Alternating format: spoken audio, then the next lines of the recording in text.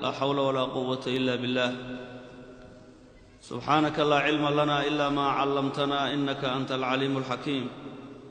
وأشهد أن لا إله إلا الله وحده لا شريك له ولي الصالحين. وأشهد أن سيدنا وحبيبنا وشفيعنا وقائدنا محمدًا عبده ورسوله صفيه من خلقه وحبيبه صلوات الله وسلامه عليه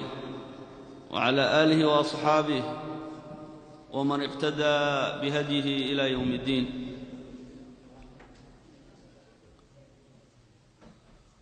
وبعد، يقول الله تبارك وتعالى في محكم تنزيله: فبما رحمة من الله لنت لهم ولو كنت فظا غليظ القلب لانفضوا من حولك. صدق الله العظيم. إخواني وأحبتي في الله، موضوعنا عاوة إن شاء الله تعالى وحوي حسن الخلق، dabeecada wanaagsan iyo dhaqanka wanaagsan. saad ogtihiin, dabeeco wanaagsan ood ummadda kula noolaata ama khuluq fiican hadduu ilaahay ku siiyo, waa wax ibni aadanka la siiyo waxa ugu khayrka badan wey. wanaagga ay leedahay dabeecada wanaagsan iyo xusnulkhuluqa, fadaa'isha ku soo aroortay, iyo inay tahay sifaadkii nabigeenna sala allahu calayhi wasalam oo ilaahay ku fadilay inay tahay,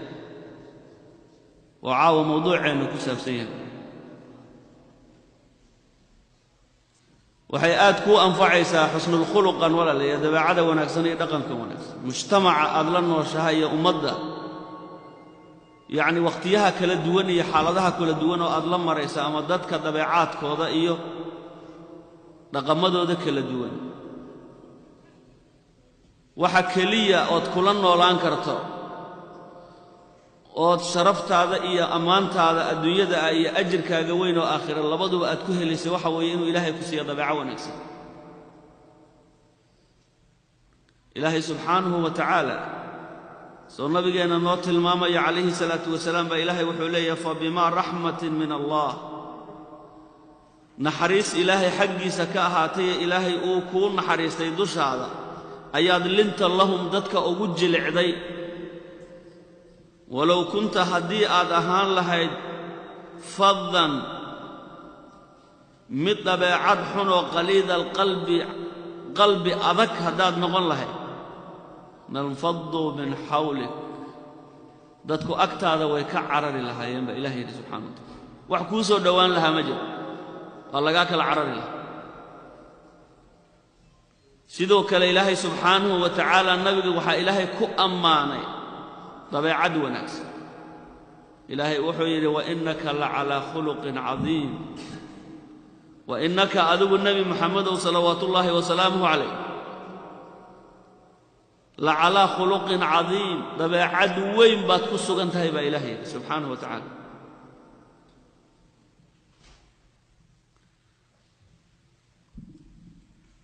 imaamu muslim wuxuu saxiixiisa ku warinayaa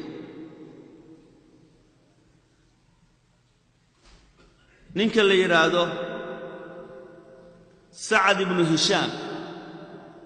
ayaa wuxuu su'aalay assayidata caaisha radia allahu canha. caaisha bintu abi bakar oo zawjadii nabiga ahayd calayhi salaatu wasalaam ayuu wuxuu weydiiyey can khuluqi nabiyi sala allahu calayhi wasalam, nabiga dhaqankiisii iyo dabeecadiisii bal iiga warran buu yidhi. maxay ahayd nabiga dhaqankiisi? faqaalad waxay tidhi caaisho: amaa taqra'u alqur'aan, soo qur'aanka ma taqaanid? qaala wuxuu yidhi ninkii: balaa, nacam, waa naqaanaa qur'aanka. qaalad waxay tidhi: kaana khuluquhu alqur'aan. hadaad nabiga dabeecadiisa iyo dhaqankiisa haddaad doonayso, nabiga dhaqankiisa iyo dabeecadiisu waxay ahayd qur'aankay ahayd. qur'aanka yaa tawjiihinayey, qur'aanka ayaa nabiga hagayay calayhi salaatu wasalaam, dabeecadiisoo dhanna qur'aankay ahayd. siduu ilaahay ku amray qur'aanka iyo aayaadka nabiga lagu soo dejiyey calayhi salaatu wasalaam qaar ka mida ayaanu soo qaadan doonaa marka nabiga dhaqankiisa qur'aankay ahayd ويقول أنس بن مالك وحوليه رضي الله عنه وأرضاه كان رسول الله رسولك إلهي وحوها صلى الله عليه وسلم أحسن الناس خلقا نبي وحوها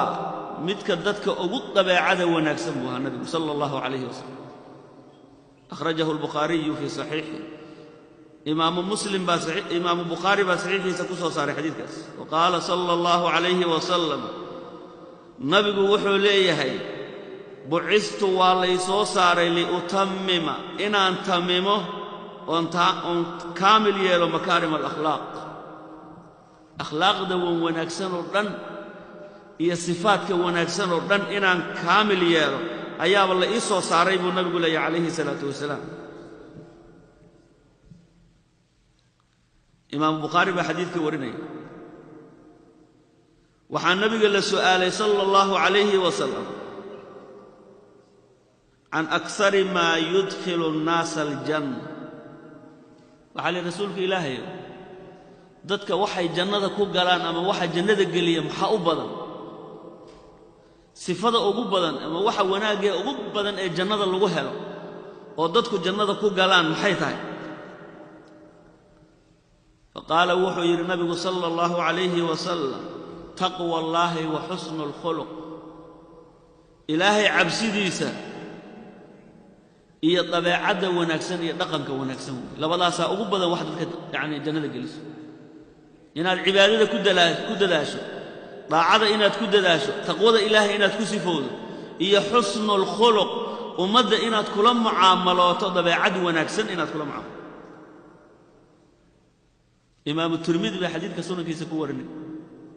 markii nabiga la su'aalay calayhi salaatu wasalaam dadka naarta waxa geeyana maxaa ugu badan xadiidka qaybtiisa dambe way an akthari ma yudkhilu an-nas an-nar dadka naarta waxa geliyana maxaa ugu badan qala wuxuu yiri nabigu calayhi salaatu wasalaam al-fam wal-farj arabka iyo farjiga way labadaas dambiga iyo macaasida lagu sameeynaya ugu badan waxa dadka naarta geeyana qofku waa inuu sifaadka wanaagsan doorto sifaadka xunxunka ana ka fogaado way oo nabigu noo baray calayhi salaatu wasalaam inaan ku dhaqanno ku sifowno way sifaadka wanaagsan waxa xunna aan ka fogaano way rasuulku calayhi salaatu wasalaam taqwada markuu ka hadlayay wuxuu yiri xadiidka imaam tirmidhi uu warinay ittaqillaha haythu ma kunt wa atbi'i sayyi'ata alhasanata tamhuha wa khaliqin nas bi khuluqin hasan اتق الله حيث ما كنت مل الله ميشاد جوجتو بإلهي وقبا دا كليغاتا هاي دا مجتمع لجوجتو مل الله ميشاد جوجتو بإلهي كبق وتقود عبسين إلهي كددال تقوى الله في السر والعلن وأتبع السيئة الحسنة تمحوها حمان هدي كارد عدنا وناك الدبقي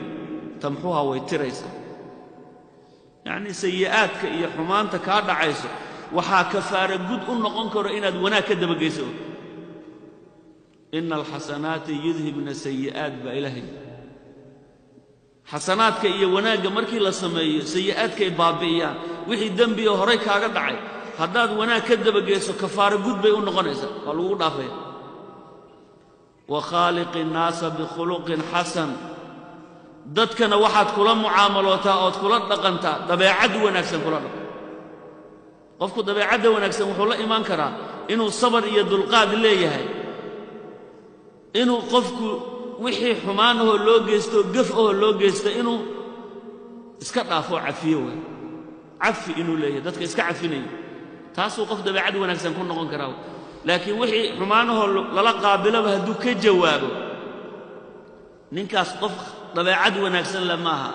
nin dhaqan wanaagsan ma aha qofkaas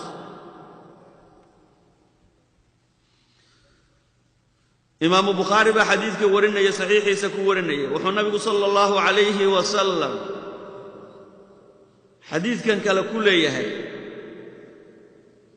أسامة بن زيد نكال ليرادو أيا وحو ليهي قلنا وحن يا رسول الله ما خير ما أعطي الإنسان قفك بني آدم كوحل السيو محاو خير بنا إنسان كوحل السيو maxaa ugu khayr badan faqaala wuxuu yidhi nabigu sala allahu calayhi wasalam khuluqun xasan dabeecad wanaagsan baa ugu fiican wax qof la siiyo maxaa yeelay nabinimo bacdigeed wax ka khayr badan oo qof la siin lahaa ma jiro oo xilmi iyo dulqaad ka wanaagsan wey marka dabeecada wanaagsan waa wax qofka la siiyo waxa ugu khayrka badan wey ibnu maajah baa xadiidka sunankiisa ku warinayay wuxuu nabigu sala allahu calayhi wasalam xadiidkan kale ku leeyahay maa min shayin afqalu fii miisaani almu'min shay ma jiro ka culus qiyaamaha markii la tago ee acmaasha dadka la miisaamayo shay ma jiro ka culus miisaanka mu'minka xasanadiisa uga culus ma jiro yowma alqiyaamati maalinka qiyaamo min khuluqin xasan ama min xusni alkhuluq dabeecad wanaagsan qofka mu'minka ah markii acmaashiisa la miisaamaya qiyaamaha xasanaadkiisa waxaa ugu miisaan badan oo ugu culus buu nabigu leeyahay calayhi salaatu wasalaam min xusni alkhuluq dabeecad wanaagsan inuu qofku lahaa dadka kula dhaqmi jiray wanaag xadiidka imaamu tirmidi baa warinaya sunankiisa ku warinaya waxaa nabiga la weydiiyey sala allahu calayhi wasalam can ilbir birigu waa maxay waxa wanaagga leh birigu waa wanaag waa shay kulminayo wax alla wixii khayr ahoo la sameeyo o dhan baa biri loo isticmaalaa biri waa samihii weeye ama waa wanaaggii ood samaysaa nabiga la weydiiyey biri maxaa la yidhaha faqaala wuxuu yidhi nabigu sala allahu calayhi wasalam albiru xusnu alkhuluq biri iyo wanaag haddaad doonayso waa dabeecada wanaagsan wey qofku inuu leeyahay dabeecad wanaagsan inuu leeyahay taasaa biriga ugu fiican wey imaamu muslim baa xadiidka sunankiisa ku warin saxiixiisa ku warinay wa qaala wuxuu yidhi nabigu sala allahu calayhi wasalam ina min khiyaarikum axsanakum akhlaaqan ina min khiyaarikum kuwa idinkugu wanaagsana idinkugu akhyaarsan axsanakum akhlaaqan kuwa idinkugu dabeecad wanaagsan wey dadka yaa ugu akhyaarsan yaa ugu sharaf badan yaa ugu fiican kuwa ugu dabeecad wanaagsan unbaa ugu fiican li'anna mas-uuliyadda dadka qaadi karo ummadda la noolaan karo mujtamaca hoggaamin karo wax qaban karo dadka anfici karo waa dadka akhlaaqda la wada marka dadka idinkugu dabeecad wanaagsan idinkugu dhaqan wanaagsan yaa idinkugu fiican buu nabigu leeyahy calayhi salaatu wasalaam oo idinkugu akhyaarsan wey qof la arkaba inuu akhyaar noqdo wuu doonayaa qof wanaagsan oo ummadda anfacaya inuu noqdo wuu doonayaa laakiin sifadaas wanaagsan ha ku sifoobo xusnu alkhuluq naftiisa ha ka raadiyo wey inkastoo tahay qofku wax ilaahay ku abuuraya dabeecaddan wanaagsan oo dadku ku kala duwan yihiin yacni dulqaadka iyo dabeecad wanaagsana way dadku way ku kala duwan yihiinoo qofkii ilaahay baa uu khalqayo dabeecad wanaagsan laakiin mid adiga aad ku camalfali kartood raadin kartana waa jirtaayo haddii wanaagga ee dabeecadan wanaagsan leedahay aad garato fadiiladeeda iyo ajirkeeda haddaad iska cafiso qofkii kugu xadgudbay ama ku xumeeyey fadliga ay leedahay haddaad garato waad ku camalfali kartaa naftaadi baa waxaad ku qasbaysaa inay ku camalfasho sifadaa wanaagsan wey waad raacinaysaa marka waa inaad dabeecada iyo dhaqanka iska raadiso wey waad ku camalfasho wey imaamu bukhaari baa xadiidka warinaya wa qaala wuxuu yidhi nabigu sala allahu calayhi wasalam ana zaciimun wakiilun anigu kafiil baan ahay buu yidhi waan ballan qaadayaa bibeytin guri baan ballan qaadayaa fii acla aljanna jannada meesha ugu sarraysa guri ku yaalla yaan ballan qaadayaa buu nabigu lehy calayhi salatu wasalam liman baan u ballan qaadayaa xasana khuluqahu dabeecadiisa wanaajiya ninkii dabeecadiisa wanaajiya oo dhaqankiisa wanaajiya oo xilmi iyo dulqaad iyo cafi uu dadka kula noolaado iyo naxariis naftiisa uga dabeecayaa waxaan u ballan qaadayaa buu nabigu leeyahy calayhi salaatu wasalaam guri jannada meesha ugu sarraysa ku yaalla nabi maxamed qowlkiisuna waa saadiqulmasduuq weeyo waa waxyi weeye qowlkiisa sida ilaahay sheegay wamaa yandiqu cani ilhawa in huwa ilaa waxyun yuuxa marka gurigaasaa diyaar ku ah haddaad dabeecadaada wanaajisa wey akhrajahu abu daawuud fii sunanihi abu daawuud baa xadiidka warinaya sunankiisa ku warinaya wa qaala wuxuu yidhi nabigu sala allahu calayhi wasalam inna min axabbikum ilay midka loogu jecel yahay xaggayga aan kugu jeclahay wa aqrabukum minni majlisan yawm alqiyaamah qiyaamahana iigu dhow darajo ahaan ii soo dhowaanay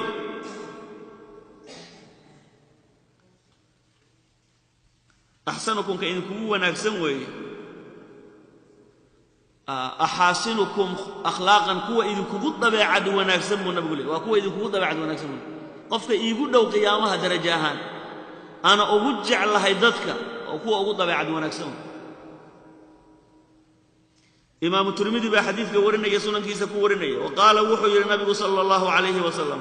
akmalu lmu'miniina iimaanan axsanuhum khuluqa mu'miniinta midka ugu iimaan weyn ee ugu fadli badan waxa weeye axsanuhum khuluqa midka ugu dabeecad wanaagsan wey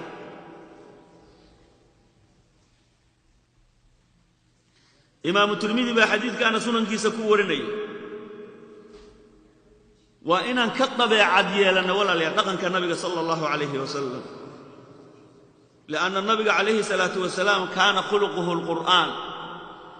nabiga dabeecadiisu waxay ahayd qur'aanka axsana annaasi khuluqan buu ahaa nabigu dadka midka ugu dabeecad wanaagsan buu ahaa wa ajmalahum khalqan buu ahaa xagga abuurka sida ilaahay u abuurayna midka ugu qurux badan buu ahaa dadka sayid alkhalqi buu ahaa nabigu calayhi salaatu wasalaam makhluuqan ilaahay abuuray oo dhan sayidkoodii buu ahaa xabiib alxaq ilaahay baa jeclaa nabiga calayhi salaatu wasalaam xabiibkii ilaahay wa alxaq huwa allah imaamu lmursaliin inta ilaahay soo diray rususha laga dhigo oo dhan imaamkoodii wa isagaa ugu fadli badane jaliisu lmasaakiin maca daalika masaakiintuu la fariisan jiray nabiga calayhi salaatu wasalaam kama faani jirin masaakiinta ayaguu la fariisan jiray xaajaadkooda u gudi jiray waxay asxaabtu leeyihiin gabadha maskiinta ah ayaa nabiga u imaanayso markaasay nabiga u yeeraysaa waxay rasuulka ilaah dan baan rabaa inaan kuu sheegto halkaasoo kaluu la istaagayaa markaasay muddo iska haysanaysaa nabiguna ka soo dhaqaaqayni waa ilaa ay danteeda ka dhammaysato calayhi salaatu wasalam waa la taagan yahay haye maxaa rabtaa buu leeyahay ma diidi jirin inay dadka masaakiinta ay u yimaadaan ma diidi jirin nabiga calayhi ayagaasuu la socon jiray la fariisan jiray bal wuuba jeclaa nabigu calayhi salaatu wasalaam wuxuuna ilaahay ka baryi jiray in miskiinnimo yacni uu ku noolaado oo miskiinnimo uu ku dhinto oo yacni zumratulmasaakiin lagu soo xashriyay qiyaamaha nabiga sifaadkiisu kibir ma ahayn awsacu naasi buu ahaa nabigu sadran xagga laabta dadka ugu waasacsan buu ahaa wa asdaquhum lahjatan buu ahaa nabigu midka dadka ugu run badan buu ahaa nabiga calayhi salaatu wasalaam liynuljaanibi buu ahaa mid dhinaciisu jilicsan yahay buu ahaa nabiga sala allahu calayhi wasalam akhlaaqda nabiga walaalayaal aad bay u fara badnaayeen yacni sifaad wanaagsan oo fara badan buu nabigu lahaa calayhi salaatu wasalaam oo ilaahay ku fadlilay ayuu nabigu lahaa sifaadkaasaa la rabaa inaan ku dayanno oon raacno wey oo qof la arka naftiisa uu ku sifeeya sifaadkaas wey aniisu saaxiibi buu ahaa qofkii la saaxiiba nebigu waa weheshan jiray wuu jeclaan jiray qofkii nabiga la saaxiiba laysa faddan ma ahayn mid dabeecad xun ma ahayn walaa qaliidan midka kanoo qalbi adag ma ahayn walaa yaqtaabu nnaas dadka ma xaban jirin nabigu calayhi salaatu wasalam walaa yaxciibu axadan qofna weligii ma ceebaynin xadiiduhu dikrun xadiidkii sheekadiisu waxay ahayd ilaahay xuskiisa wa samtuhu fikrun aamuskiisuna nabigu fikir buu ahaa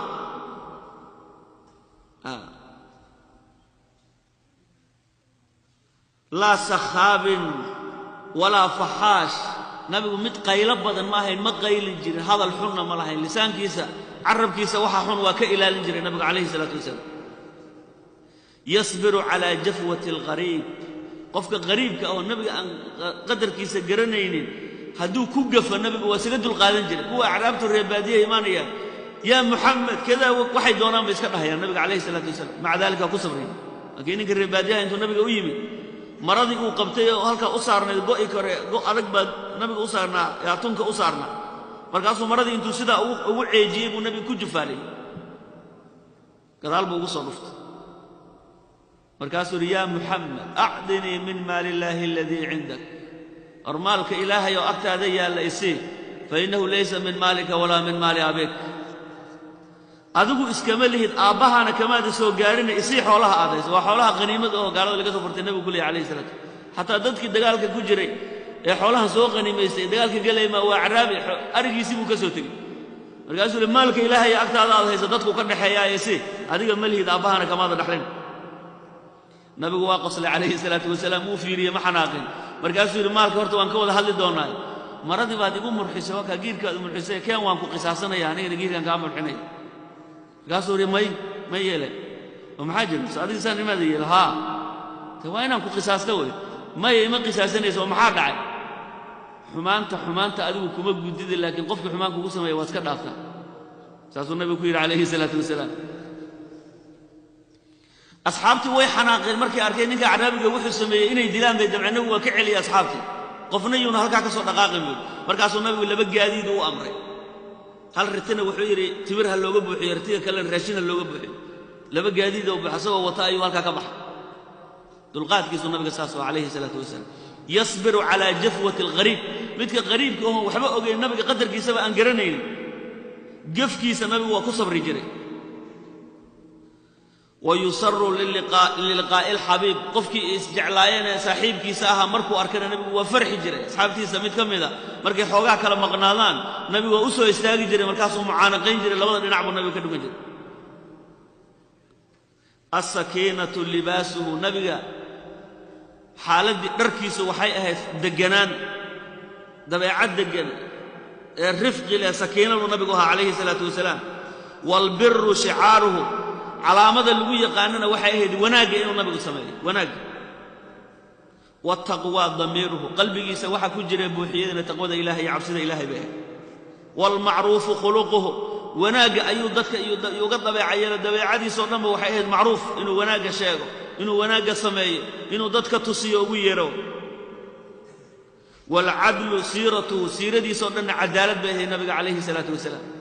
siradiisa dhan cadaalad baa ahayd والحق شريعته شريعتي حق بيهي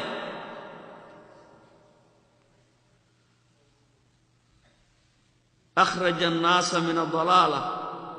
دتك أيو نبي كس يوحو كساري بعد النمدي بكساري مركي إلهي أصدر قال لمدي يبادي أي كجرين وأعلمهم دينتي مبري بعد الجهالة أيو الجاهلين وحبا قرنين أيو نبي دينتي بري دتك بري أجود الكرماء بها انت وحب بحسه احد ابو كرم يعني ابو دق بدن با ابو غعوين بوها بحر بوها في العضاء وحل بحيه مركي لي نبي بد بوها بد نبا النبي عليه الصلاه والسلام وح ويديستي نبا النبي وح ويدي markaasoo ari wuxuu siiyay غنم بين الجبلين laba buuro dhaxdooda buuxinay nabiga siiyay عليه الصلاه والسلام ما كلا جعلين waxa uu nabiga bixinay qof waxa la wuxuu hayo dhama gacantu ka saari jiray hadithuhu shifa sheekadiisa iyo warkiisa oo dhanba daaway ahayd nabiga kaleey salaatu wasalaam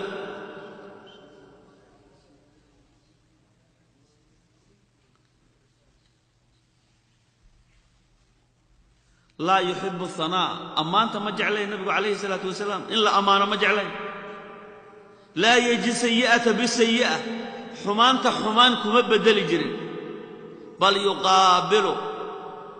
wuxuu ku qaabili jiray nabiga kaleey salaatu xumaan markii lagu sameeyo asayya xumaantii bil hasan ku qaabili jiray ya'fu wa yasfah wa afin jiray uu iska dhaafi jiray qofka xumaan la yahqiru da'aman waligi cunta ma haqirin waxaan maxay tahay cunta fiican waxaan oo kale ma cunno waligi nabiga ma dhihin kaleey salaatu wasalaam cunta loo keenay wala yadribu 'abdan ولقي قف مد قعنتي سقفنا كم رفنا جهاد مركو قال يا بقالد وكرفنا يموي ولقي قعنتي سوح مخلوقة كم قرأ عن النبي عليه الصلاة والسلام مركا جهاد كذا ومركو دينته إلهي كوريا لي وبس حلو الشمائل صفات كيسون نبى وحم عام بهاي حميدوس يعني سجايا تبع عديس والفضائلي وحي أهاي وحلم مهدي أدو وناكسم بهاي مكارمه عظيمة وخصائصه كثير نبي عليه الصلاة والسلام صفات كيسية مكارمتي سوح فرب بدن بيهاي وح إلهي كو خصيصه وسيينا وح لكوبي كرماها كوبي الله ولديك صلوات الله وسلامه عليه لكن صفات كامرك اللغوت المامية وإن أنقض النبي عليه الصلاة والسلام حسان بن ثابت ونبي تلمامي يوحي وأكرم منك لم تر قط عيني وأجمل منك لم تلد النساء وأكرم منك قف كاوناكسن لم تر قط عيني ولقي إشي من قف أديك كاوناكسن محمد صلوات الله وسلامه وأجمل منك قف أديك كاقرح بدن لم تلد النساء هو يمرل أحد أديك كاقرح بدن هو يمرل خلقت والو أبوري مبرئا من كل عيب ودن أدو بركة كأنك قد خلقت كما تشاء سيدا أديك الدوني سيئ لغو أبوري بعد مدى النبي كله حسان بن ثابت رضي الله عنه وأرضاه إمام البصري مركو نبي المامة يوحي فاق النبيين في خلق وفي خلق ولم يدانوه في علم ولا كرم فاق النبيين نبياشي أنبيادي ودنبو كفائق نقضي نبي في خلق وفي خلق أبور كسيدو إلهي وأبوري وفي خلق حق طبيعته يدغن كصفات لبدو وكفائق نقضي أنبيادي ولم يدانوه وميسو دوان النبي في علم أقميسو دوان ولا كرم داغن أقميسو دوان النبي صلى الله عليه وسلم حيالي أحد كأقفض اللي بضنبوها مخلوقا إلهي وخلقيه عبد الله بن عباس رضي الله عنهما يا وحل ويدي ما الحسب نسب كوناكسن حوية قال وحوية أحسنكم خلقا متك إن كبوت طبيعة وناكسن أفضلكم حسبا كأما إن كبوت نسب يعني نسب كاللقوش يجي ولا لا يعني وصفات كالديني هو وناكسن إن يخسلونك وناكسن إن إلهي كسية وي هذا نسب وناكسن نسبكم معها إن مقع سجى أبتر ستماها نسبكم ورقنك يا صفاتك عيالي إلهي سبحانه وتعالى وحولي إن أكرمكم عند الله أتقاكم كان إنكم كرامة بدن إلهي أكتيس وكان إنكم عبس بدن إمام الترمذي وحو ورنا يا رسولك صلى الله عليه وسلم وحو يرى قيامها مركي لقام منادي بعد واقع من قبل الله إلهي حقيس إلهي وحو ليه يا أيها الناس إني جعلت لي نسبا وجعلت لكم نسبا أنيق النسبان سميستي أدين كان النسبان إذين يالي فوضعتم نسبي ورفعتم نسبكم نسب كي يجيب أدولك الدكتين مركز الدنيا جوكتين نسب كي ينين كربع القادم ريه فلان ريه بني فلان ريه بلبان هاي بقي عيني ما تكروا قادم أنيق النسب كي يجينا أدولك الدكتين نسب كإلهي وامحي waa taqwada iyo daacada qofkii ilaahay caabudo ilaahay uu nisba sheegtay sooma abtirka ilaahay uu nisba sheeganayso sooma soo cibaadada ma marka nasabkeeygi dhulka dhigteen oo qofku haduu si kasta u qiimo badan yahay daaca badan yahay wali ilaahay yahay oo nin fiican yahay daacadiisa lagu qiimeynayo waxa la leeyahay yuuya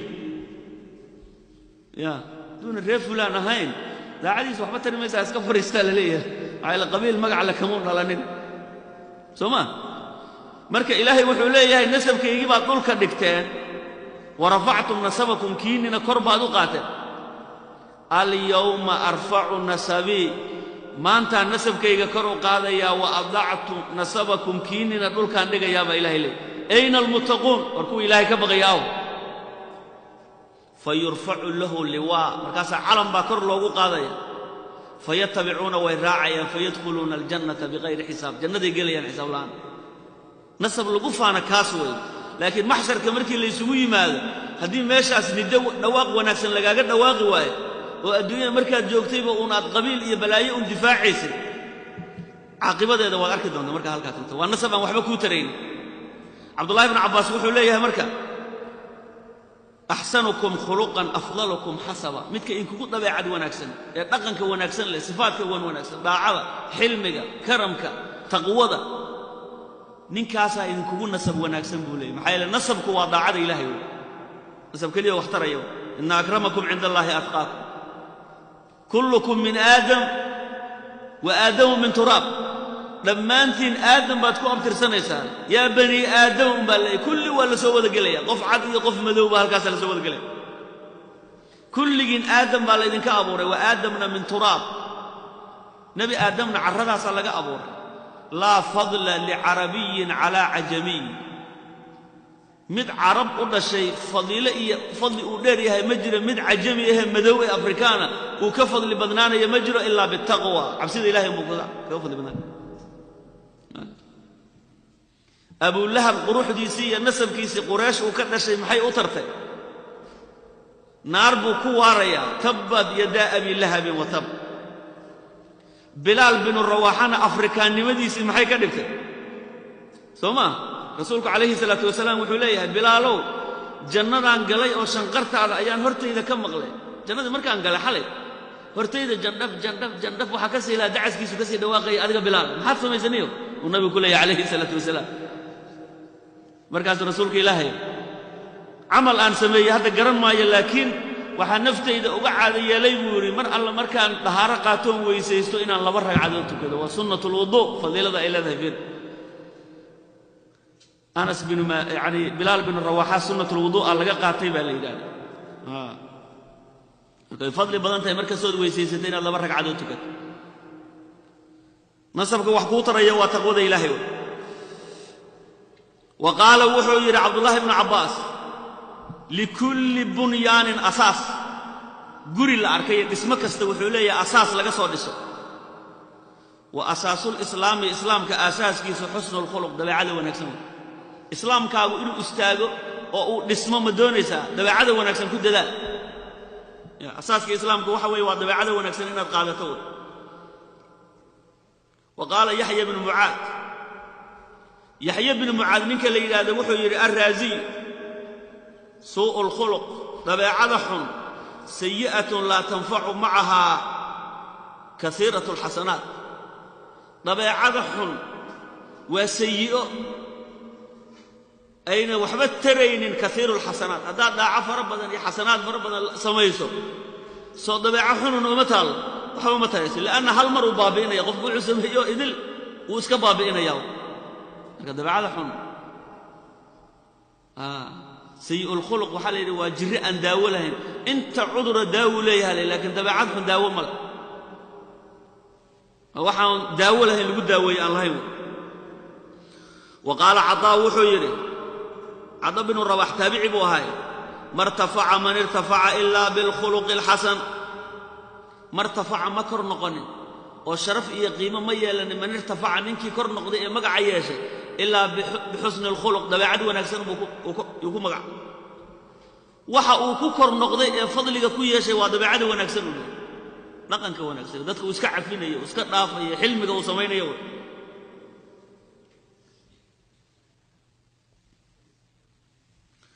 وقال وحيري عذاب بن الرواح أنت غني بقدر ما تملك من أخلاق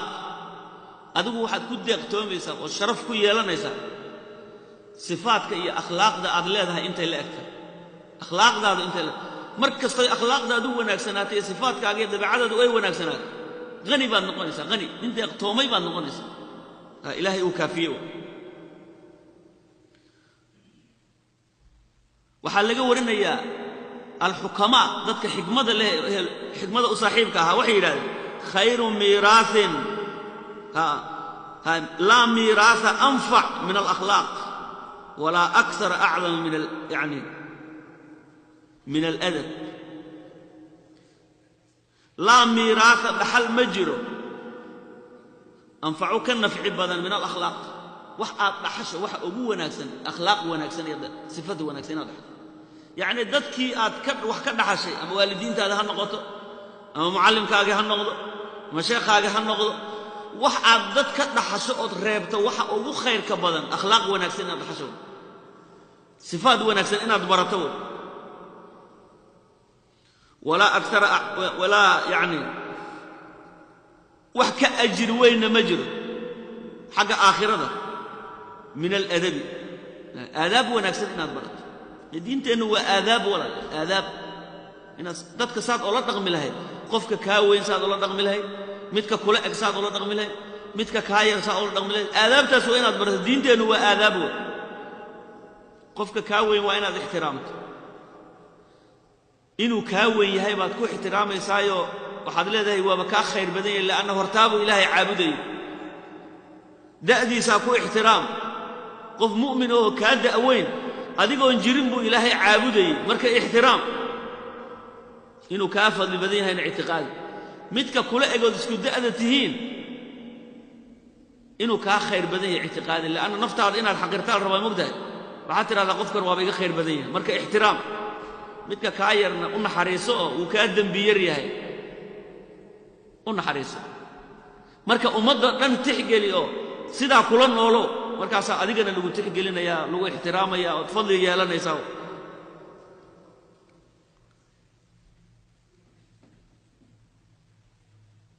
وكل شيء كله إذا كثر مركو بطو يرخص ورقيسا إلا الأخلاق طبيعته ونكسن مويان كلما كثرت زادت ثمنها شيء كستو بطو ورقيسا ومركو يري هاي أيو قالي هاي مقدر مركي بطو ماشي كبطو ورقيسا يا مالك سدو يالا سما شيء كست مركو بطو ورقيسا إلا الأخلاق طبيعته ونكسن مويان dabeecada wanaagsan mar alla markay badato dabeecadaadu sii wanaagsan oo sii weynaato qaali bay sii noqon qofkaas wax ka dabeecad wanaagsan lama arag nidka dadka ugu dabeecad fiican waa qofka kale intuu ka dabeecad badan yahay inuu ka qaalsan yahay qaali buu noqonayaa nin aad u wanaagsan oo la jecel yahay noqonayaa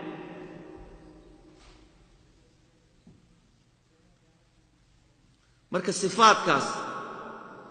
ummaduna waa sifaad dhaqanka ummadda lagu sheegay ummaddan jiritaankeedu waa yaani waa dhaqan weey ummaddu waxay ku jiri karto waa inay sifaad iyo akhlaaq leedahay ummadda islaamka jiritaankeedu waxa weeye inay akhlaaqdeeda iyo sifaadka islaamku laha ku dhaqanto hadday sifaadku ka baaba'aan ummaddaas way baaba'day saawadeed yusaa'irki wuxuu leeyahay wa innama al-umam al-akhlaq ma baqiyat فإنهم ذهبت أخلاقهم فإذا ذهبت أخلاقهم ذهبوا ومدى هدي أخلاق دودي صفات كودي وناكسنا هدي جوكتو ومدى سواباقي مر الله مركي أخلاق دي دو تكتو ومدى واتكت ومدى واحد بدلوا أخلاق دي ولا وصيدا هذا ومدى إسلام كا وحيالها اللي لك دوني وحوي oo yani loogu dadaalay ee meel kasta loo geeyay ilmahoodii iyo dadkoodii ma kastaha meelaha loo geeyay waxa weeye in akhlaaqiyadkoodii iyo sifaadkoodii islaamku laha laga baabi'iyo mar haddii akhlaaqdoodaas la baabi'iyo sifaadkoodii ay dhamaadaan ummadda ma jiraysadee ummadda ma jiraysa magacii baa haraya ummadda saasay ahaan jirtay khalaas tawad arkaysa dadka yani islaamka dadkoo jiilkoodii yaryaraabaa lagu dadaalaya jiilkoodii yaryaraa dee 80% waa lala tegay akhlaaqdoodii waa lala tegay marka intan odayaasha ee masaajidka sii fadhida joogitaankooda waxba tari mayso intay joogaan baaba iska yara moogtay marka 20 sano iyo 30 sano hadda kadib markii la joogo ayaga ay wada tagaan kii hadda ayagu ay dhaleen xoogaa asna uu sii tukada khalaas kii uu sii dhalay bas weey salaada la sheegay iyo waxan maxay tahay yani waa dawad waxa laga sheekeynay gabar yani iskuulka dhiganaysay markay soo laabatay waalidkeed waxay ku tiri yani diinta islaamka kaliya ma aha diimo kala jiro laakiin diimaha kale waxa islaamka kaga fiican yihiin xor bay iga dhigayaan oo diinta islaamka mar kasta isdabool un baad leedahay diimaha kale waxay ogolaanayaan inaan fasax iska ahaado madaxaygu iska banaanaa aabbaheedii hooyada bay saa kule marka aabbo qofku yacnaha diintu asaga u wanaagsan naftiisa u wanaagsan buu iska qaadan karaa marka ma aha inaad ummadda islaamka kaliya igu qasabtaan maxaa marka la odhanaya canugaas gacantaada waxba kuma jiraan marka sacaadi wax gacantaada ku jiro ma jiro maxaa yeelay waa laga dhaadhiciyey in maaragtay islaamku waa diin lagu dhaqmo diintan kalena waa diin lagu dhaqmo laakiin waxay kaga duwan tahay tan xor baa tahay inta cawro ka iyo inta iska qari iyo midna laguma leh dharka rabtaad xiran kartaa waxa doontaad samayn kasta meesha rabtaad mari kartaa marka soo waana diin ayada nafteedu waa diin marka kullay labaduba diin yihiin oo labaduba diin ilaahay yihiin midan xorta ka dhigaysa ku fiican Soomaa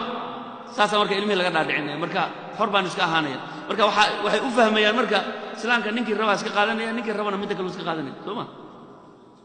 marka akhlaaqdii sifaadkii baa la baabi'inay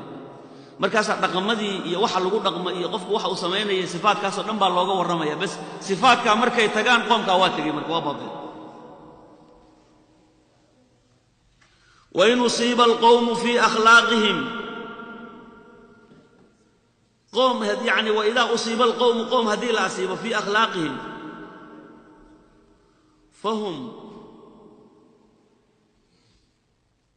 قوم كاس وادنتي ويو تجي فأقيم عليهم ما ثمن وعويلا قال ذا سوح لو ويأول ردي صفات كودي البابية قوم كا وقوم تجي لقن كي صفات كون ونكسر ولا ليال وإن كد ذلك رسولك صلى الله عليه وسلم إلهي بو ويدي سنجري مر الأرك إلهي بو كبري إنه صفات يعني لقن ونكسر إلهي سي كان من دعائه صلى الله عليه وسلم اللهم حسن خلقي وخلقي والنبي أورنجل عليه الصلاة والسلام إله أبور كيغا طبيعة إذا وناجب والنبي أورنجل طبيعة ونكسر وإن إلهي ويدي ستو مركز كد داش إمام أحمد بحديث ورني وحكى النبي أورنجل عليه الصلاة والسلام والدعاء سكم ذهب اللهم جنبني منكرات الأخلاق إله أخلاق دوم وناكسنا شرعك كحن إله يقفقه يقول ديره كاسود مركز صفات كحن حنورنا هي أخلاق دا منكرات كه شرعه إنكري وديدي إلهي بالنبي كم قال جري وأنا تكفقاته ود إلهي كبر إذا إنه إلهي كافقيه صفات كون وناكسنا يدقن كون وناكسنا يدبعده وناكسنا هذا إلهي ويديسة مركز إنه إلهي كسيه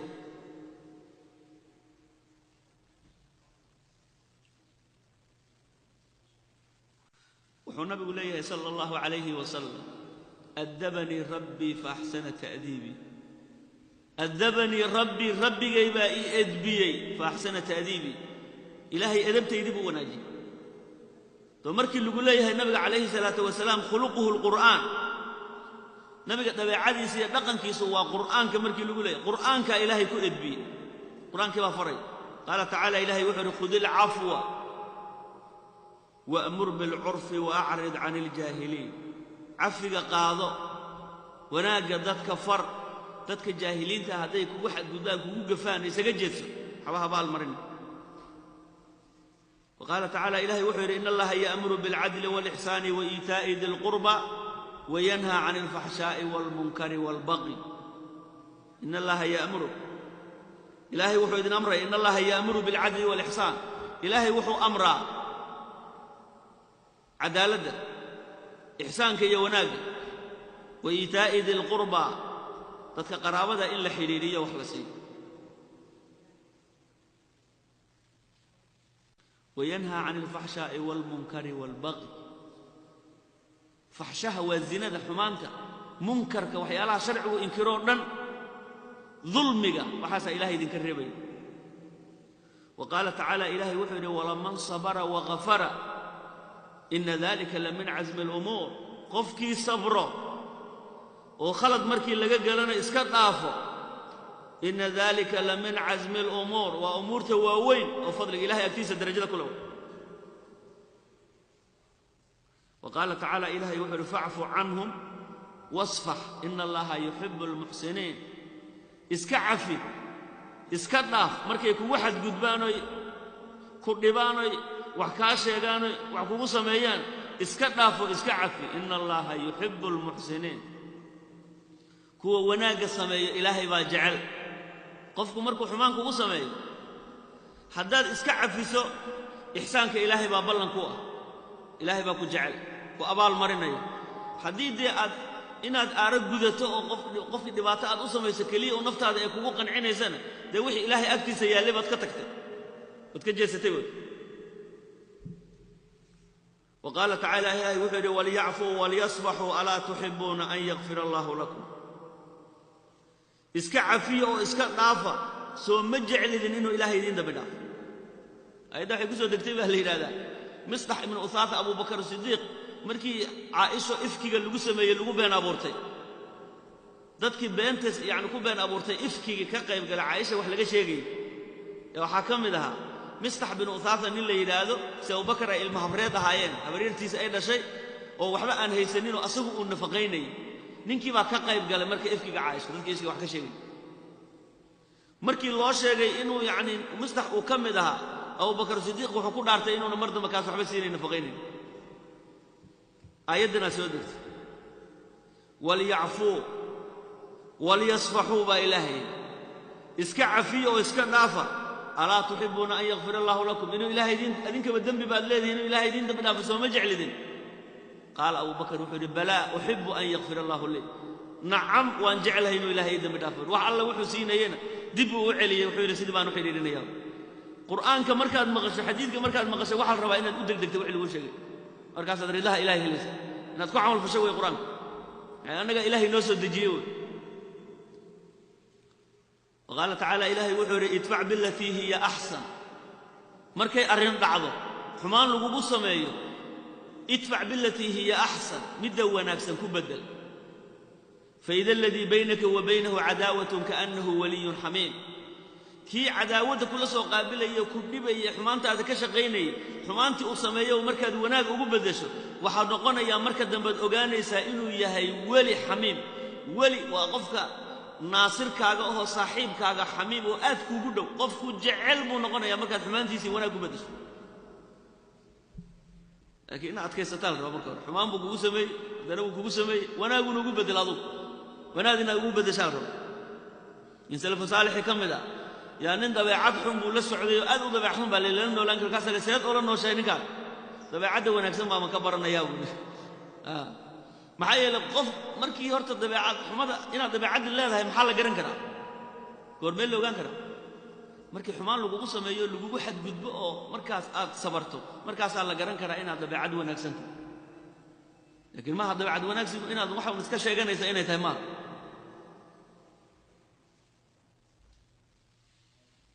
وقال تعالى إلهي وحده والكاظمين الغيظ والعافين عن الناس والله يحب المحسنين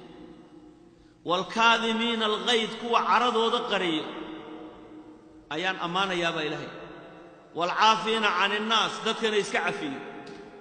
والله يحب المحسنين كوا وناق السمي إلهي با جعل مركي وناقا وحد كوه لكرتا مركات عروتين العرض هذا قريش علي قفك حليم كأيه دلقات كله لما قرته لا يعرف الحليم إلا عند الغضب قفكو مركو الدلقات ليه وحال قرن كرا مركو عروض لقى حناجيهم مركو وسعلنا يا مركز ولا يعرف الشجاع إلا عند البأس منك جيسي أنا مركي دقالك الله قلب ما لقرني بنا أنك مركي اللي جوجو دتكو نول بوبوتين ياهم إنك ما جيسي سنة مركي نبدل لي هالكاس وحبان قبلنا يا وعي ورزاق نول بوليه لكن مركي دقالك الله قلب الله حارس وما xilmiga iyo dulqaadkana waxa la gartaa inda alqadab ninku markuu caroodo laga xanaajiyo dib lagu sameeyo lagu xadgudbo marka uu kala baxaya inuu dulqaad leeyahay in kale markaas la kala ogaanay wala yu'rafu aljawad illa inda shidda ninka deeqsiga ana goormee la gartaa markay baahidu dhacdo markay wax la waayo oo baahidu dhacdo wax yaro uu haysto ayuu dadka wax ka siinaya naftiisii uu ka doorayo dadka kale u hormarinaya markaas deeqsiga la gartaa marka midka kale uu leeyahay wax aniga ga badan ma hayo aniga waxba isla gaarin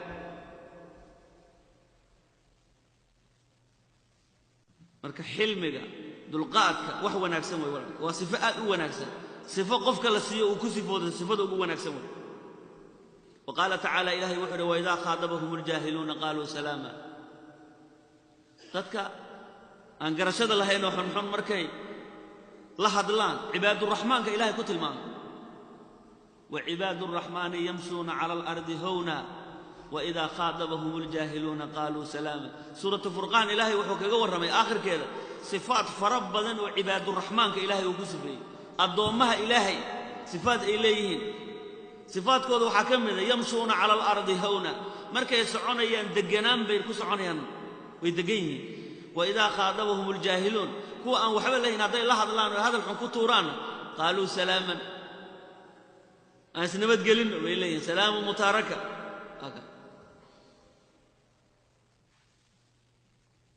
صفات كاسية أخلاق داس الدنيا يا ولد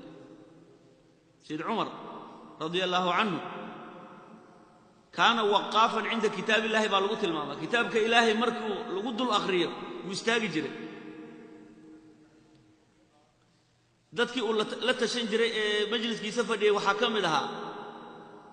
nin la oran jiray Xorr ibn Qays dadka quraanka yaqaana la talin jiray Sayd Umar marka nin adeerkiisa reemiya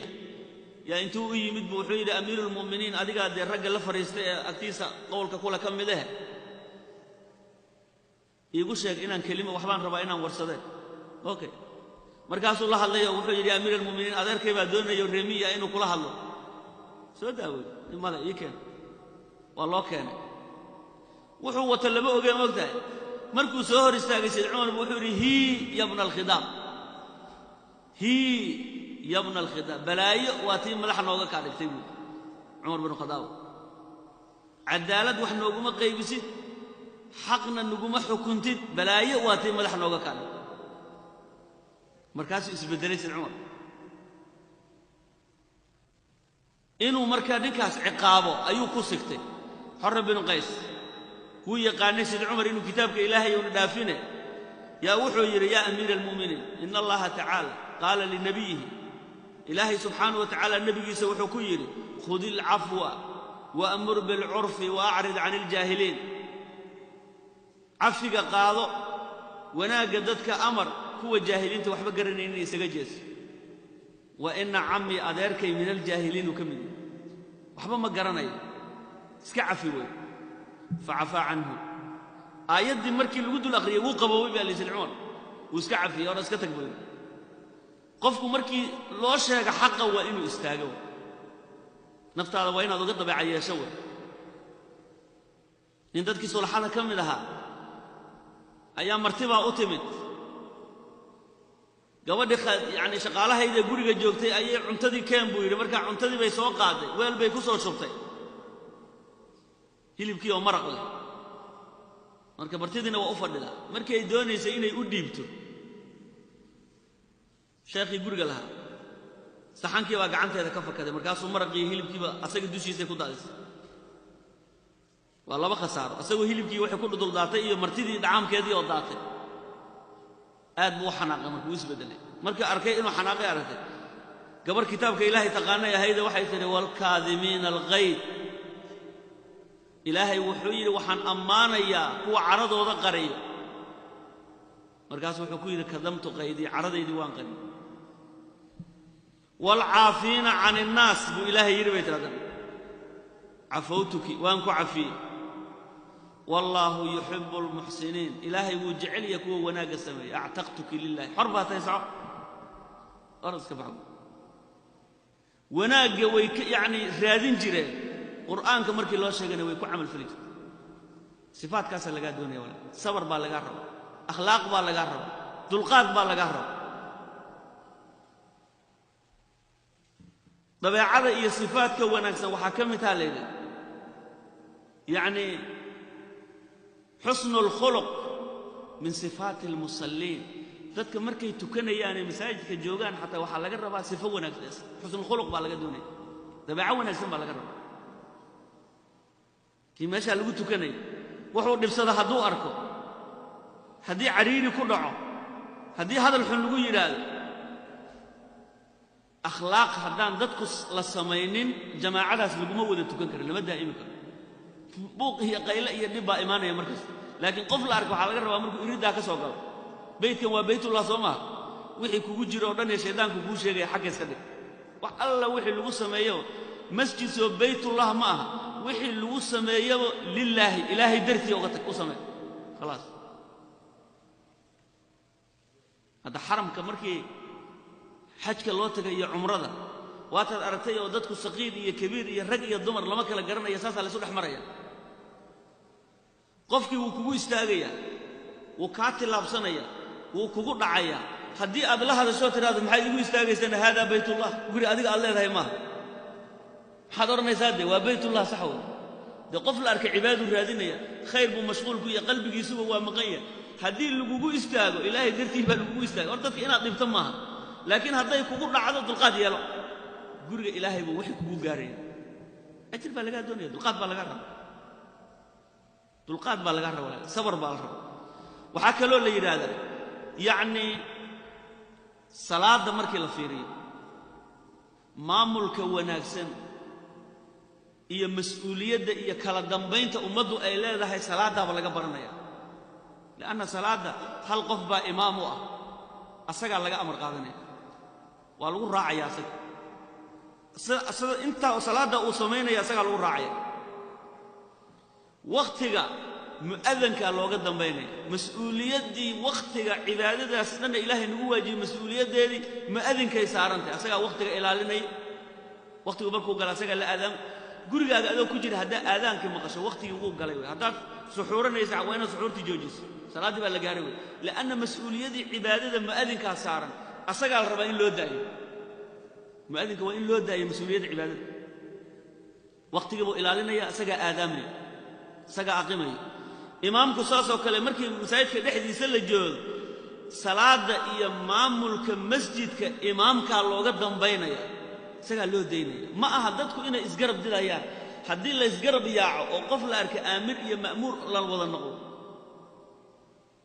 marka yaani cibaadadii wanaagsaneed iyo akhlaaqdii lagu wada noolaan lahaa baa tagayso hatta rasuulku calayhi salaatu wasalaam markuu safka simidiisa ka hadlay wuxuu oran jiray la takhtalifu ha iskhilaafina markii safka sima ha iskhilaafina oo fataqtalifu qulubtina iskhilaafayso markii la idin simaya haddaad diidaan oo iskhilaaftaan oo isdaba martaan oo nin walba suu raba isaga istaago fataqtalifu qulubtina iskhilaafayso oo nabigu leeyahay calayhi salaatu wasalaam markii qulubtina iskhilaaftana buqdi iyo cara ilaahay dhexdiina isu gelinay marka cibaadadu salaadu waxay ka mid tahay waxaan isku jeclaanayna marka dulqaad yeelato oo salaadan marka soo gashaba ilaahay dartii isu dhiibto oo halkaas aad ajir inta aad beesha fadhido un ajir aad raadsato qof aad wax u ziyaadiso ma ogeey inaad qof dhibtaba iska ilaaliso adiga waa inaad ku talagasho inaad naftaada maxay banaanka waxa laga yaabaa inuu dambi aad ku dhici lahayd laakiin guriga ilaahay markaad ka soo gashay shaydaanka guriga ilaahay dhexdiisa inuu haddana shaydaanka intuu kaaga daba yimaado uu dambi aad ku dhex samayso oo qof qowl xun tiraado ama ficil xun aad ku samayso waa ayaan darrade marka khuluqeena waxa kamid ah kutubta yaani markay culimada yaani qaarkood ay baabaysan baabu salaad ay ka hadlayaan waxay leeyihiin in husnul khuluq ama yaani mahasinul akhlaq min sifatil musallin dabeecooyinka wanaagsan iyo akhlaaqda wanaagsan waxay kamid tahay min sifatil musallin dadka tukanaya sifaadka la doonayo inay ku sifoobaan waa inay ku sifoobaan tahammul iyo sabr waa inay la yimaadaan taas la doonayaa mas'uuliyadda waa inaan u deeyno qofka aan kaga dambayno walaal taasoo yey cibaadadu ku wanaagsanaan karaan nidaamkeenu ku dhismi karaa dabeecadeeduna ku wanaagsanaan ummadda kulligood wada mas'uul ma ilaahay kama dhigin waa loogu talagalay nidaamkaas waa loogu talagalay marka aan u deeyno taasay ka mid tahay sifaadka wanaagsan aan ku dadaalno walaal dadka aan u naxariisano ilaahay subxaanahu wa ta'ala naxariisiisa inaan helno haddaan doonayno aan ummadda u naxariisano nafteena aan oga yaani dabeecayelno naxariista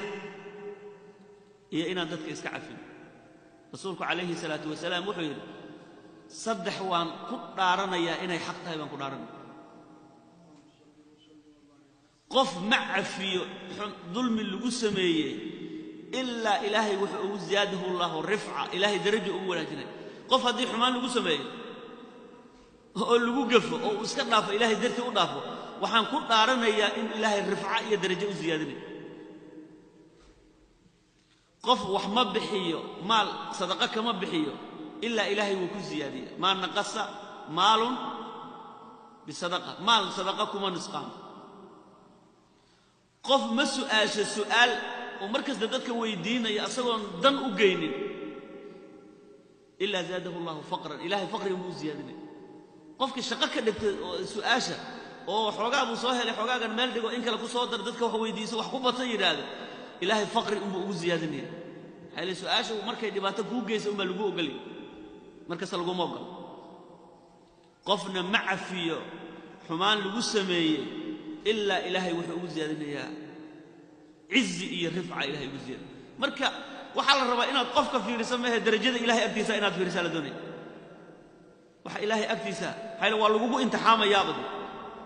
waa lagu imtixaamaya qofka markii lagu soo diray ee xumaantadan iyo xadgudubkan uu sameynayaba waa imtixaan lagu imtixaamayo lagu fiirinayo marka waa inaad in ku dadaasho inaad imtixaanka ku gudubto صفاتك وناكسن وإنا كد دالنا ولا لا أخلاق ذي صفاتك وناكسن وإنا كد دالنا وإنا كتب عيال طبيعة النبي صلى الله عليه وسلم حيل النبي وحلوت الماء أحسن الناس خلقا دتكو قد طبيعة وناكسن لين الجانب لين عيسى جلعنا إلهي بايري واخفل جناحك لمن اتبعك من المؤمنين قرب كاغا أرارع دتك مؤمنين تهي كسور راعي أرارع نحريس بولها النبي عليه الصلاة والسلام ما دونم بو نحريس انجل صفات كاسا لقاد دونية نحريس إناد كلات لغنت أمد درس كاغا إناد إلاليس دتك مساكين تا إناد أطرت قفق وييلك إناد إكرامت قرب كقبط نين اللي يرى ما إكراما ليلي نين كدا وينو أضيع ما إكرامه قرب ما قمت دأديس أسوأ كو إكرامه إلا مركو دأداسو كالجار إلهي وحقوق استاجنا يا الله أبى الجودة من أسقون هذا وقرب قبط والد إنه كويها اعتقاد قفك كاد أول والد بكوية فأنا كد داش احترامته وأنا بأسرته علي حسن حسين بالين رضي الله عنهما لبدي ويل النبي عليه الصلاة والسلام قبل شيء ريحانة النبي اللي أورنج النبي أدقون كيسي ما لم يحرك إنن أضيئة ويصير أن سفي عنه هراجين لكن وإنن أضيء هو وين مركز وحي كحش وذين إن يرادان هذا ويصير متقاند أن كبرنا كاله وير حاجة دين تمك وحشيء يسمى نظام كالله مشى نن أضيئة واللي حزن جرأة وواحد بدن سوته كني الدين تبرر شيء أباه أنت هدو يعني إنه أنت وحبها جاجين إنه ولا جيابه هدو جاهل لكن هذا ترى وحبه متقاند ولي أنا وحب ماذا سميننا كالي وحبان كبري ورعنوا بيواد إذا بدرن تهرنا عيدها مو كلين وعوك قادني يا مجد مركب وحي أركين أسوه ويسدي وناجرين ويؤم هذا وحي رادر دينته وحي كفي عنتها إن مارتي مركي وحلا يسلسم يسقف العركبة واحد كخلدن وقرته صدق لأننا ننكيبه مرها ويد سيستو مركز سيد وأرك قفك الله ما ذكر إني ويسدي سكدو أنت هيك مركز يري هذا خير الله إذا سوى إذا فهمه ويسدي إذا حنا إيش يا جماعة أن قال لنا إيش يا مركز إيش يا النبي عليه الصلاة والسلام سيد وبري مركز أخلاق ناس الربائم وحلو قد بيوم ادعو إلى ربك بالحكمة والموعظة الحسنة marka dadka ilaahay ugu yeerayso marka qofku wanaag u sheegayso si fiican baa tartiib inaad wax ugu sheegto dabeecada wanaagsan waxa kamid ah dadka markaad wax u sheegayso ama la hadlayso si wanaagsan inaad wax ugu sheegto hadaad wax u sheegayso xataa waxa la doonayaa qofka si khaas ah inaad marka hore xataa ugu naseexayso naseexada waxa la rabaa si sir ah inaad marka hore ugu naseexayso dadka dhexdooda inaad tiraado qofkaas uu khaldan yahay waxaas uu sameeyay damaada naseexayna waad ceebaysay إمام الشافعي وحي رضي الله عنه ولالك هداد النصيحيسو في قار هداد وصاحي قار أول شوريسو فقد نصحته وهذا النصيحيس هداد على الرؤوس يعني خلق ذاتك هرتو هداد كتر هذا ورمحاسان ويليس هداد ترادن فقد فضحته واد بعيبيسي marka inaad u naseexaysaa la doonay sida ugu fiican oo wax ku gudbin karta waxa weeye si naseexa la inaad wax ku gudbiso khuluq dabeeco dulqaad xilmi baa laga doonay wala xilmi haddaad nabi maxamed jeceshahay sallallahu alayhi wa sallam sifaadkiisa raadi nabiga alayhi salaam nabiga waxa loogu dhawaado waa sunnadiisa iyo sifaadkiisa waxa loogu dhawaado ma aha wax kale nabiga waxaad ugu dhawaan kartaa inaad sifaadkiisa yani sunnadiisa ku dadaasho rasuulka alayhi salaatu wasalaam Anas ibn Malik buu yeeray markaasuu wuxuu yaa bunay haddaad awoodi karto inay qorraxda ku soo baxdo gabalkuna ku dhaco adoo qof mu'min aan qalbiga waxba ugu haynin haddaad yeeli karto yeel haddaad sidaas yeesho ninka sidaas yeelaya waa nin sunnadeedii nooleeyay buu nabigu ku yiri alayhi salaatu wasalaam Anas ibn Malik iska cafi dadka u dulqaado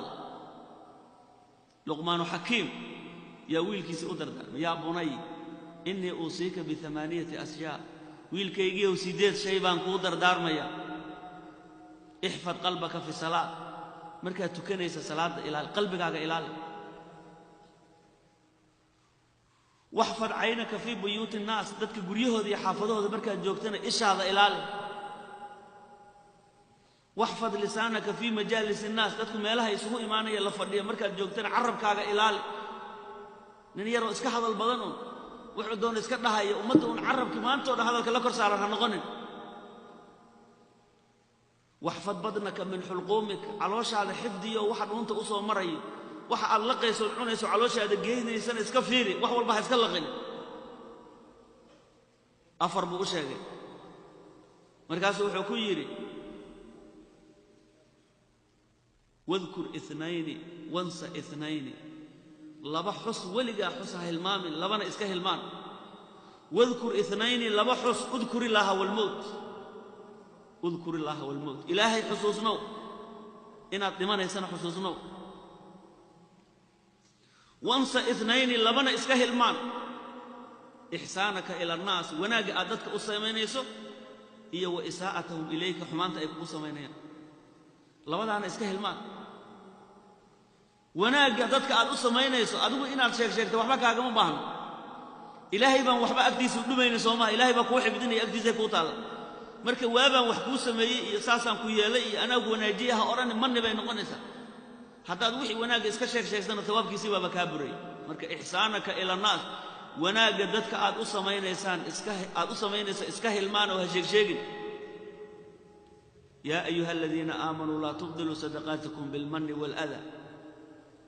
wardadka muuminiinta oo sadaqadiina ha burinina oo bil manni manna sheegayso aniga saa ku yeelmaha iyo wal adha dib qofka hadaad tiraado markasta waxaan ku qabtay waaga saasan ku yeelo waad ogtay hadaad tiraado waad dibaysaa laana ma jecla qof in lagu manna sheeg ma jecla qof in lagu manna sheeg marka aduhu waa yaani manigaas way ha iska burin sadaqada ihsaanka iyo wanaaga aad sameynayso dhan sadaqo ku yiin hal kelimada macruuf oo sameeysa waa sadaqo wanaaga aad qofka u sameynaysa waa sadaqo wadada dariiqa aad ka qaadayso waxa dadka dhibaya dhagaxa iyo qoriga iyo waxa aad wadada ka qaadayso waa sadaqo imaadatul adaa aan dariiqi sadaqa kelimada wanaagsan ee qofka aad u tiraahdo sadaqo way qofka oo yaani markuu yaani gaadiidka fuulay ama meel uu fuulay aad qofkii garabka qabato haduu waayeel ama markuu meesha fuulay alaabtiisa aad kor ugu soo qaato sadaqa way hadaad yaani xoolo alla baxda aad haysteen sifaadkaas la sadaqaysta wanaagaas ya la sadaqaysta lagu dadaal marka ihsaanaka ila naas wanaaga aad dadka u sameynaysa iska hilmaan ilaahay baan waxba ka iloobaynin ka la yaayni wa isaa'atuhum ilayka xumaanta isaa'atuhum ilayka xumaanta ay kugu sameynayaan iska hilmaan qalad baa lagu sameeyay iska dhaaf xumaan baa lagu sameeyay iska dhaaf waxba ka soo qaadi ikhwani wa ahibati fillah qofka mu'minka wuxuu qiimo ku yeelanaya wuxuu ilaahay agtiisa aakhirada darajo ku yeelanaya wuxuu adduunyada qiimo ku yeelanaya sifaadka wanaagsan shaacirkii wuxuu yiri ببذل وحلم ساد في قومه الفتى وكونك إياه عليك يسير قفك دليردا wuxuu dadka madax ugu noqon karaa sayid ku noqon karaa bibadlin inuu wax bixiyo anin deeqsi oo wax bixin badan iyo waxilmin inuu dulqaad leeyahay ninku labadaas sifo wuxuu ku noqon karaa sayid inuu dadka madax ugu noqon karaa qofku ma aha in la magacaabo la yiraahdo madax baa noota ama jaga loo magacaabo mehe madaxnimadu waa sifaadka qofka ilaahay siiyay mar hadduu labadan sifo leeyahay حلمي دلقاد بوليه وحبحنا وليه ودغسي أسقى ودك مدحوه ببذل وحلم ساد في قومه الفتى وحبحن دغسي نمو إيا دلقاد بو ننك دل يراد أم مدح ونقضى قوم كيس وكونك إياه عليك يصير لبدا صفة ولا صفة فضود الرادي دي كده القفلة سيد النقطة صفات كون ونكسر أن كده دالنا ولا دينتا أدان كدلال أن دقيسن آيات كي أحاديث إي أقواشي سلف صالح دتكي وناقسنا السنة النبي بقولك وبقول بوحي إلهي كرها لنقضي هدان صفات كود كدلال أن دقيسن وأن كد ضيانا يناول وأن كد ضيانا لقمان حكيم ويلكي زمركو لدر دار ما يمحكوين يا بني عليك بمجالسة العلماء واستمع كلام الحكماء ورويل كيجي وعلماء الله فريس ومركز علماء الله فريس واستمع كلام الحكماء ذاتك حكمة علمك إلهي سي هذا الكود الدقيس فإن الله لا يحيي القلب الميت قلبك دنتي ومدو بعد إلهي كنا ولا بنور العلم علمك نور كيس إلهي كنا ولا كما يحيي الأرض الميتة أرض دمتي أبارتو دشيسي إلهي كنا ولا بوابل المطر روب وين مركو قدو نولك وانولانا يا قلوب دمتينا بح إلهي كنا ولا نورك علمك إلهي كنا ولا مركا علمك أنا كنت دالنا علمك أنا قاضنا خيرك أن دقيسنو خيرك مركان دقيسنو نفتني ما وحي كدقن يلنيسا كعادي يلنيسا إن خيرك كو دقن تو لكن خيرك مقلكيسا دقيسيسا حتى ان كفغانو كو دقنكيسنا وان كفغانين ان كنت دالنا ولا ليال دينتا يا دقنكا كنت دالنا اللهم يسر أمرنا كله وفرج همنا كله واكشف ضرنا كله ويسر أمرنا كله واجبر كسرنا كله وعلم جهلنا كله واغفر ذنبنا كله واستر عيبنا كله واقض عنا ديننا كله وأغننا من الفقر كله ونجنا من البلاء كله ومتعنا بأسماعنا وأبصارنا وقوتنا كلها في سبيلك ما أبقيتنا يا أرحم الراحمين اللهم أرنا الحق حقا وارزقنا اتباعه وأرنا الباطل باطلا وارزقنا اجتنابه أقول قولي هذا واستغفر الله لي ولكم السلام عليكم ورحمة الله وبركاته